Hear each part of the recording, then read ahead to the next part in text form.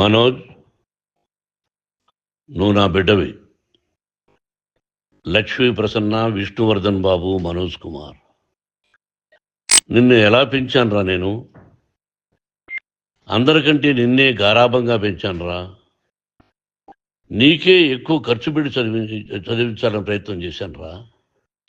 నువ్వు ఏది అడిగినా నేను నీకు ఇచ్చానురా. కానీ ఈ రోజున నువ్వు చేస్తున్న పని బిడ్డల గుండెల మీద తంతారంటారే, అలా తన్నేవరా. మనసు ఆవేదనతో కింగిపోతుందిరా. నేను మీ అమ్మ ఏడ్చుకుంటున్నావురా. జర్నలిజం ఉన్నది లేనిది, లేనిది ఉన్నట్టు రాస్తున్నారా. నువ్వు నన్ను కొట్టడం ఏంట్రా? నా బిడ్డ నన్ను తాకలా. ఇద్దరం ఘర్షణ పడ్డాం కొన్ని కారణాల వల్ల. ప్రతి ఫ్యామిలీలోనూ ఉంటాయిరా ఇవి. లేనివాడు ఎవరైనా ఉంటే ప్రపంచంలో ఒకరున్నారేమో, 1% ఉంటుందేమో. అటువంటి వాళ్ళ ఇంటికి వెళ్ళి కాళ్ళు గడిగి నిద్ర పూసుకోవచ్చు. భారత భాగవత రామాయణాలు చూశావు కదరా. ఏమిటిది? మీ అమ్మ ఎంత కుమిలిపోతుంది ఈ రోజున హాస్పిటల్ చేరింది. నీ వల్ల హాస్పిటల్ చేరుతాను. చూడు మనోజ్, నీకన్నీ ఇచ్చిన ఈ రోజున నువ్వు నా గుండెల మీద తనడమే కాకుండా అపకీర్తి తీసుకొచ్చావు. ఏదేదో రాశావు, ఏదేదో చెప్తున్నావు. కొంతమంది జర్నలిస్టులు ఉన్నది లేనిది, లేనిది ఉన్నట్టు రాసేవాళ్ళ తత్వం వాళ్ళకి. ఎందుకంటే టీఆర్పీ పెరగాలి. ఇది వాళ్ళ నైజం. మనం మార్చలేము. వాళ్ళందరి మీద మన కోర్టుకు వెళ్ళలేము. వాక్ స్వాతంత్రం అంటారు, ప్రజాస్వామ్యం అంటారు. ప్రజాస్వామ్యంలో కూడా కొన్ని హద్దులు ఉన్నాయి. ఇది నీకు తెలుసు అనుకున్నా. ఎంత మంచి నటుడివి నువ్వు.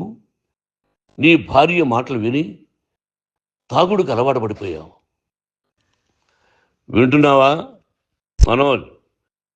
ఎవరిని నమ్మాలో ఎవరిని నమ్మకూడదో పరిస్థితి తీసుకొచ్చావు. విద్యాలయాలు ఎంత గొప్పవిరా. మనం 25% కులమతాలకు అతీతంగా ఫ్రీ ఎడ్యుకేషన్ ఇస్తున్నాంరా. క్యాస్ట్ అనేది తీసేశాను రా 92లో ప్రాస్పెక్ట్స్లో. నువ్వు చదువుకున్నావురా. అక్కడ చదువుకున్న బిడ్డలు IAS, IPS అయ్యారా. ఎంతోమంది గొప్పవాళ్ళు అయ్యారా. నువ్వు నటుడుగా ఎంతో గొప్పవాడివి. తాగుడికి అలవాడబడి నువ్వు నీ భార్య ఇంట్లో బిహేవ్ చేస్తున్న విధానం ఆ భగవంతుడు సర్వేశ్వరుడు తెలుసు. భగవంతుడు చూస్తున్నాడు రా. నేను తప్పు చేసినా, నువ్వు తప్పు చేసినా, ఎవరు తప్పు చేసినా. ఎంత అవకాశం ఇచ్చావు మాట్లాడుకునేదానికి అందరికీ. ఇన్ని సంవత్సరాల్లో మన విద్యాలయాల్లో ఒక్క తల్లి కానీ ఒక తండ్రి కానీ ఏమైనా చెప్పారా? ఆ బిడ్డలు మన బిడ్డలు రా. మీరెంతో నాకు అక్కడ ఉన్నవాడు కూడా నా కూతుర్లు, నా కుమారులు. ఎంతమందికి ఫ్రీ ఎడ్యుకేషన్ ఇస్తున్నావు. వాళ్ళ దగ్గర ఏది ఆశించలా. నువ్వు ఎందుకు ఇలా తయారైపోయావు? ఎందుకు ఇంట్లో ఉండే పని వాళ్ళందరినీ కొడుతున్నావు? వాడు పని చేసుకోవడానికి మన ఇంటికి వచ్చాడు రా. ఆ పనివాడిని కొట్టడం చాలా మహాపాపంరా. నేను వేరురా. నేను దండించడం వేరురా. నేను ఎవరిని ఆ చిన్న వాళ్ళని కొట్టి ఇచ్చేసి చేయలేదురా. సినిమా ఇండస్ట్రీలో మోహన్ బాబు కొడతాడు, తిడతాడు అంటే అది షూటింగ్లో జరిగి ఉండొచ్చేమో.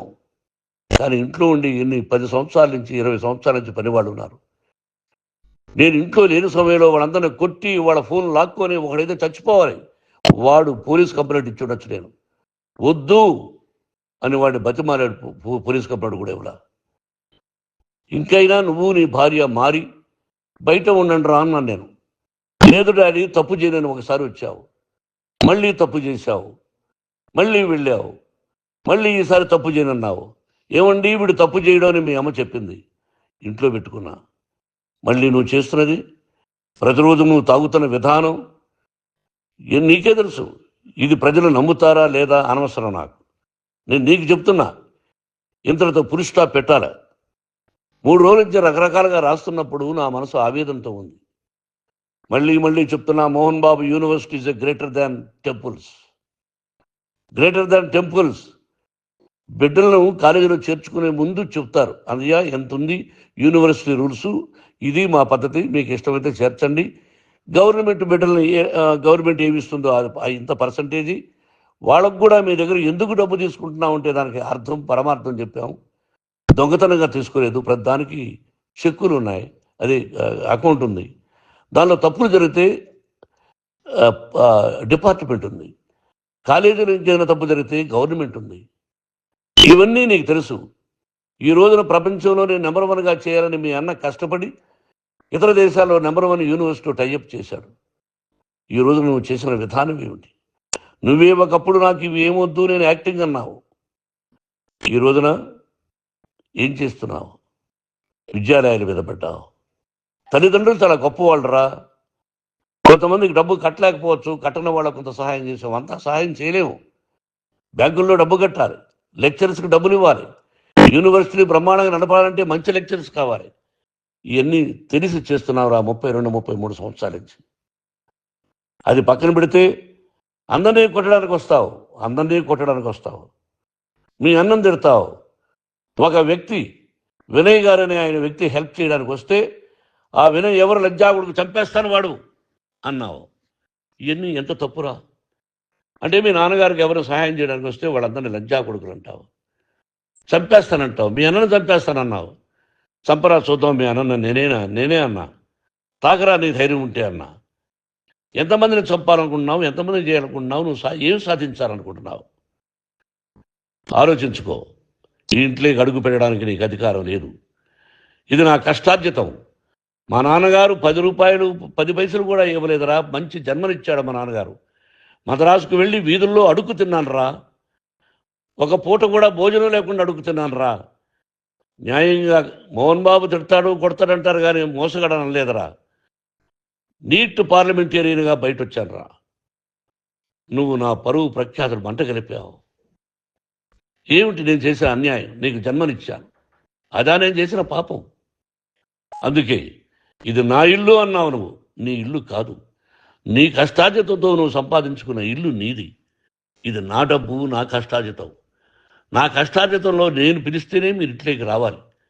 అటువంటిది పోగొట్టుకున్నావు నువ్వు. ఆస్తులు అంటావా? ముగ్గురికి సమానంగా రాయాలా లేదా అది నా ఇష్టం. ఆస్తులు ఇస్తానా, లేకపోతే గంగపాలు చేస్తానా, లేకపోతే ఎవరికైనా దానధర్మాలు చేస్తానా, అది నాకు సంబంధించిందిరా. నా కష్టార్జితం రా. మీరు చేస్తున్న విధానం గుణగణాలు కావాలరా. మందు తాగచ్చురా. ఎంత తాగాలి? నేను కూడా 1 or 2 పెగ్స్ తీసుకుంటా. ఇది తప్పు కాదు, జనానికి తెలియాలి. నా డబ్బు ఇది. తాగి ఎవరిని కొట్లా, తాగి నేను తింటున్నా. అది ప్రజలకు అక్కర్లా. నేను తప్పు చేస్తేనే ప్రజలకు కావాలా. ఇవన్నీ ఉన్నాయిరా. ఇవన్నీ తెలుసుకో. జర్నలిస్ట్ సోదరులారా, మీకు నా గతాన్ని తెలుసు, నా భవిష్యత్తు, నేను ఎక్కడి నుంచి వచ్చాను కూడా మీకు తెలుసు.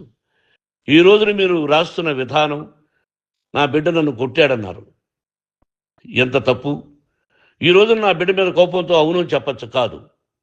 వాడు నా మీద చెయ్యెత్తలేదు. నేను ఘర్షణ పడ్డాం. ఘర్షణ వేరు, కొట్టుకోవడం వేరు.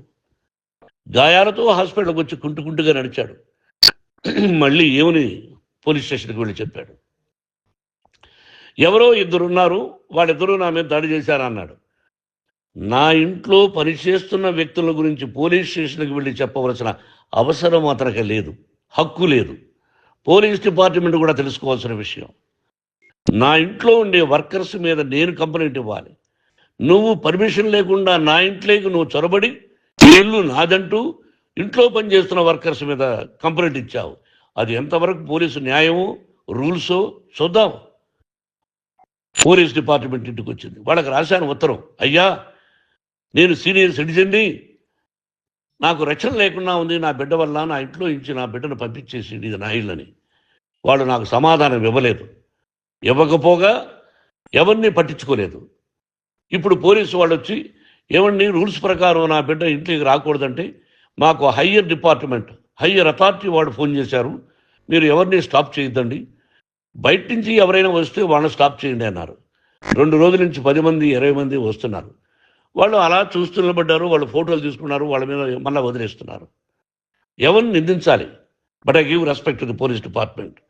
వాళ్ళకి ఎవరు ఏ అధికారి ఫోన్ చేశాడో, ఆ అధికారికి ఏ పొలిటీషియన్ చేశాడో అది వాళ్ళకే వదిలేస్తున్నా. కాబట్టి వాళ్ళు పోలీస్ కంప్లైంట్ ఇచ్చినా కూడా మేము సంబంధం లేదని అంటున్నారు కాబట్టి నేను నా బిడ్డను నిన్ను నాపు చేస్తున్నా. నువ్వు ఇంట్లోకి వచ్చే అధికారం నీకు లేదు. నువ్వు వచ్చి నీ బిడ్డను తీసుకెళ్ళు. సంతోషం. నువ్వు రాలేదు, నీ బిడ్డను జాగ్రత్తగానే చూసుకుంటావు.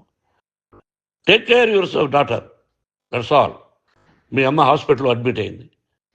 రేపో ఎల్లుండో మీ అమ్మను పిలిపించి బాగైన తర్వాత ఇదిగో నువ్వు నీ కొడుకు బిడ్డను తీసుకెళ్ళి వాడికి అప్పచెప్పని చెప్తాను పోలీసు వాళ్ళ ఆధ్వర్యంలో. ఇది 100% జర్నలిస్టు సోదరులారా, పులి స్టాప్ పెట్టండి. మీకు కుటుంబాలు ఉన్నాయి, మీ యజమానులకు కుటుంబాలు ఉన్నాయి. మీ కుటుంబాల విషయాలు, మీ యజమానుల కుటుంబాల విషయాలు మేము ఎవరు జోక్యం చేసుకోరా. మేము నటీనటులం. మాది తప్పుంటే నటుడుగా నన్ను ఫెయిల్యూర్ అని రాయండి, నా నటన బాగలేకపోతే రాయండి. బట్ ఇంటి లోపల సందులో నుంచి చూస్తూ తప్పు చేస్తున్నామని ఉన్నది లేనిది ఉన్నట్టు రాయకండి. మీకు నా హృదయపూర్వక నమస్కారాలు. ఇన్ని రోజులు హృదయపూర్వకంగా ఎంకరేజ్మెంట్ చేశారు. ఆ ఎంకరేజ్మెంట్కు నమస్కారం చేసుకుంటూ I love you all. I love you police department. మీరు న్యాయంగా ధర్మంగా నడుచుకోండి, ఎవరికి తొత్తుల్లాగా ఉండొద్దండి అని మనవి చేసుకుంటూ నేను సెలవు తీసుకుంటాను. Thank you very much for all the journalist. ఇక్కడ పులి స్టాప్ పెట్టండి. Thank you very much.